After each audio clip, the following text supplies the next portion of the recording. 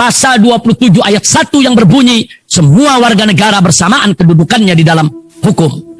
Ada ribuan pelanggar protokol kesehatan di tanah air sejak awal pandemi hingga kini.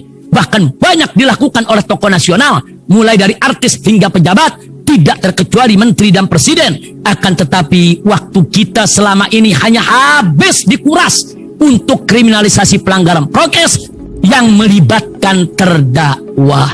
Pada kerumunan Maulid Nabi Muhammad di Petamburan, kerumunan sambutan spontan masyarakat di Megamendung Bogor, serta perawatan terdakwa di Rumah Sakit Umi Kota Bogor, sehingga terdakwa diproses ke pengadilan Jakarta Timur dengan 3 kasus dan 3 sidang untuk 3 vonis melalui 11 dakwaan dan 18 pasal undang-undang. Majelis Hakim yang mulia, di dalam sidang-sidang yang saya lalui, di ketiga sidang tersebut, Wali Kota Jakarta Pusat Dr. Bayu Megantara MSI memberikan kesaksian dalam sidang kasus Maulid bahwa di Jakarta hanya terjadi pelanggaran, banyak terjadi pelanggaran prokes, tapi tak satu pun dipidanakan kecuali kasus Maulid Nabi Muhammad di Petamburan yang melibatkan saya. Bahkan juga memberi kesaksian bahwanya Pemprov Jakarta hanya menaikkan sanksi denda kepada saya dan tidak pernah lapor polisi untuk dipidanakan.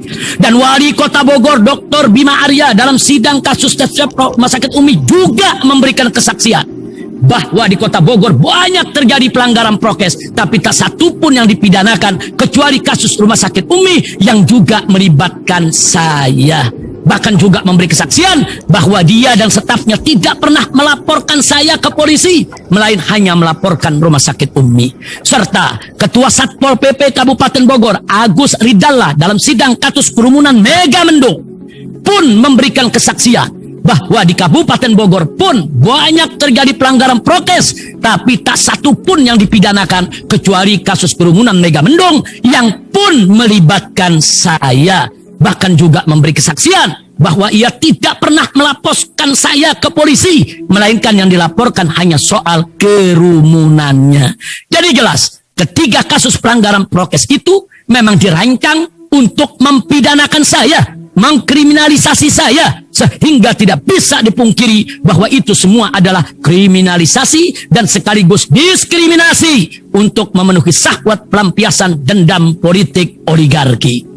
Majelis Hakim yang mulia, selain itu, dalam skala yang lebih besar di tingkat nasional, kenapa kerumunan Presiden Jokowi di Kalsel dan NTT pada tahun 2021, serta kerumunan anak dan menantu Presiden Jokowi saat Pilkada 2020 di Solo dan Medan, yang semuanya merupakan pelanggaran prokes, tidak diproses secara hukum pidana. Begitu juga kenapa kerumunan rutin tanpa prokes anggota Watimpres Habib Lutfi Yahya di Pekalongan sejak awal pandemi hingga Oktober 2020 juga tidak diproses secara hukum pidana, termasuk kerumunan tanpa prokes sepanjang tahun 2001 yang dilakukan oleh Muldoko, Ahok, Raffi Ahmad, Hatta Halilintar dan lain-lainnya. Kenapa semuanya juga tidak diproses hukum pidana?